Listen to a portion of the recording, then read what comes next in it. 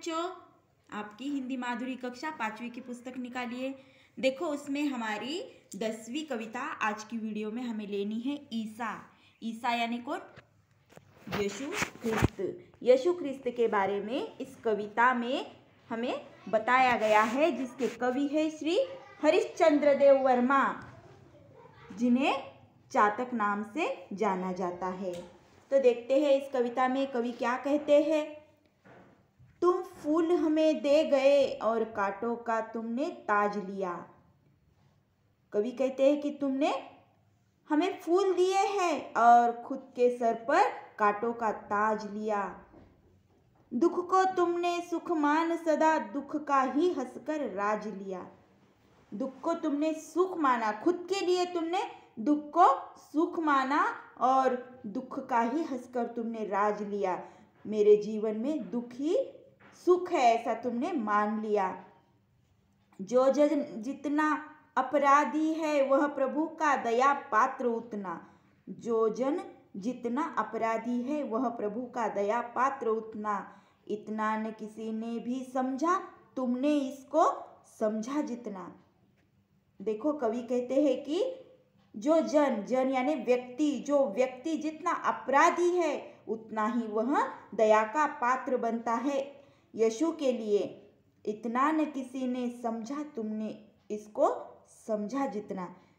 किसी ने इतना समझा नहीं कि जो अपराध करता है वही दया का पात्र है, वह तुमने समझा है, दूसरा किसी ने नहीं समझा। जो थके हुए उनको तुमने अपनी गोदी में स्थान दिया। जो पतित दलित उनको तुमने अपने उर का सम्मान दिया। देखो जो थके हुए होते हैं उनको तुमने अपने गोदी का स्थान दिया, अपनी गोदी में ले लिया। थके हरे को अपनी गोदी में ले लिया।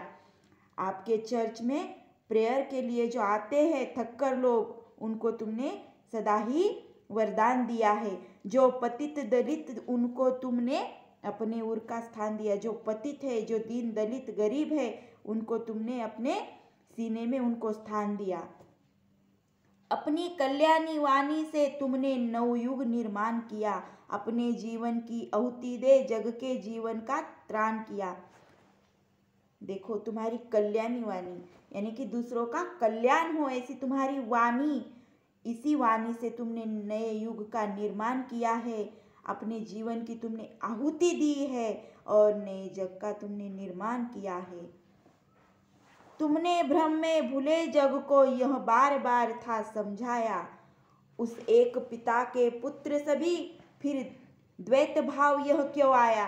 तुमने इस भ्रम में यानी कि किसी भ्रम में भूले हुए जग को, इस दुनिया में रहने वाले लोगों को जो अपने मन में किसी बुरे भ्रम को रखते हैं, उनको तुमने बार बार समझाया है कि हम एक ही पिता के पुत्र हैं, हम सब एक हैं। फिर ये द्वैत भाव यानी दूजा भाव क्यों रखते हैं, हम सब मानव एक ही है मृत्यु तुम्हारे जीवन से बढ़कर या उससे है जीवन। है मृत्यु तुम्हारे जीवन से बढ़कर या उससे है जीवन। तुम्हारे जीवन से बढ़कर मृत्यु है या उससे बढ़कर जीवन है। दोनों पा तुमको धन्य हुए, दया सिंधु हे करुणाघन। तुमने दोनों ही पाया है, तुमने जीवन भी पाया है, मृत्यु ही पाया है। तो ऐसे दयावान सागर करुणाघन तुम हो।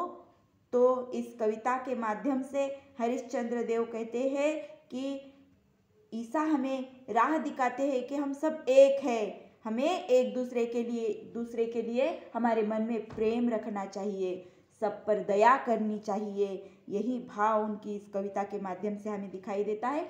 तो बच्चों, आपको आपकी कॉपी में यह कविता तथा शब्दार्थ लिखने हैं।